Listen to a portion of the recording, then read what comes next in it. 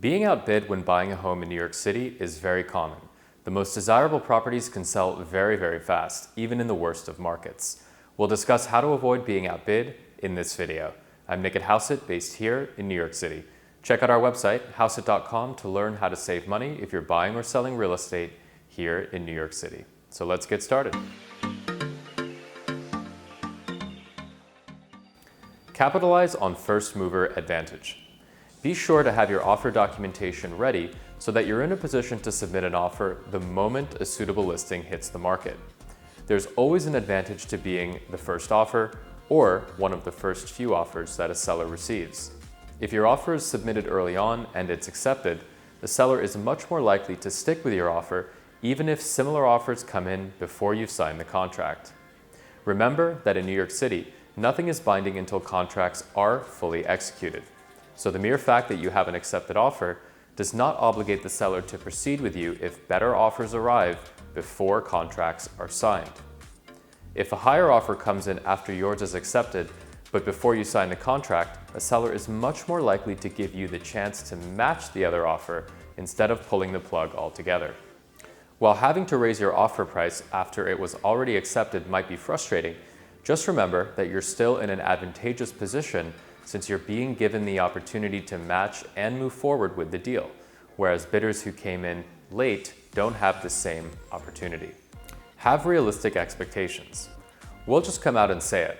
It's unreasonable to expect a seller to seriously consider a lowball offer during the first few weeks on the market. There is absolutely zero first mover advantage to submitting a lowball offer in New York City, regardless of market conditions.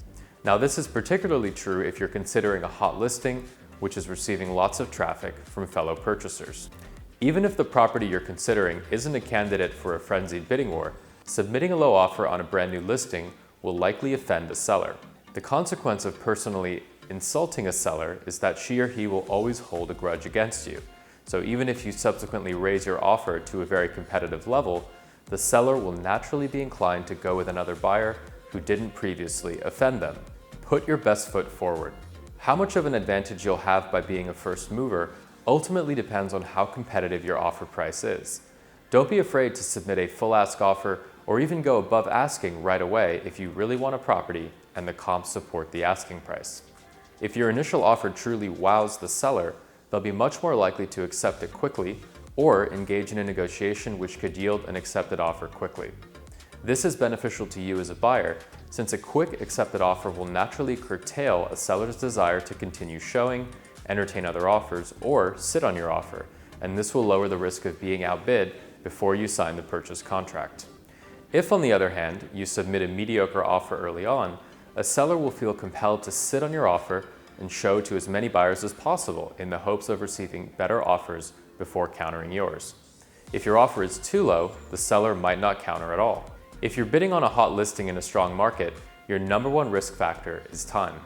If you really want a property, figure out how to yield an accepted offer as quickly as possible. Before submitting an offer, work with your buyer's agent to review comps and determine the fair market value of the property you're considering. For a hot listing, which might sell at or above asking price, you'll have a much better chance of securing the property by submitting your best offer or something very close to it up front. Never assume you'll have the chance to improve your offer when it comes to a hot listing. If another buyer swoops in and outbids you, a seller might simply accept that offer outright. Thereafter, even if you try to match, the seller will stick with the offer they've already accepted. If you try and submit a higher bid, the seller will most likely give the current accepted offer a chance to match your new price. Keep in mind that for the hottest listings in New York City, the best and final bidding process is likely inevitable, regardless of whether you submit a very competitive offer early on. Minimize contingencies. Having too many contingencies is the easiest way to lose out in a competitive bidding process. You have the best chance of yielding an accepted offer by submitting an all-cash offer or by submitting a financed offer, which is non-contingent. Now, if you require a mortgage contingency, the reality is that you'll always be second fiddle to a cash buyer. This means that for your offer to be accepted, there either needs to be no cash bidder in the picture, or the price you're offering simply needs to be meaningfully higher. That being said, there is a way to make your mortgage contingency slightly more attractive to a seller. This involves removing a low appraisal as one of the grounds for triggering the mortgage contingency. Waiving the appraisal contingency specifically removes a low appraisal as grounds for you to trigger the mortgage contingency. If you're in a bidding war and you've agreed to waive the appraisal contingency subcomponent of the mortgage contingency, you'll have a leg up compared to every other mortgage contingent bidder. Choose your real estate attorney wisely. The responsiveness of your real estate attorney can make or break your chances of securing a desirable property in New York City. The fact that an accepted offer is not binding means that every additional day a contract isn't signed puts you at risk of being outbid. If your lawyer regularly clocks out at 3 o'clock, doesn't work on Fridays, or takes days to respond during the contract negotiation, she or he might literally cost you your deal. Therefore, be extra careful when interviewing and selecting a New York City real estate attorney.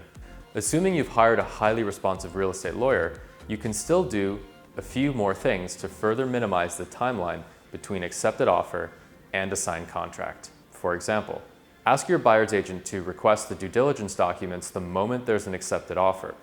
While an experienced listing agent will have all of these items ready to send out with the deal sheet upon acceptance of an offer, some listing agents are less organized than others. Even if contract signing is delayed due to the seller or listing agent being slow in obtaining these documents, who is technically responsible doesn't matter if the delay allows for someone to outbid you. Just remember, it's all about results, and pointing fingers after a ship has sailed doesn't accomplish anything. Ask your lawyer to request the building's board meeting minutes as soon as possible. Many building management companies don't release digital copies, and instead require your lawyer to make an appointment to review meeting minutes in person.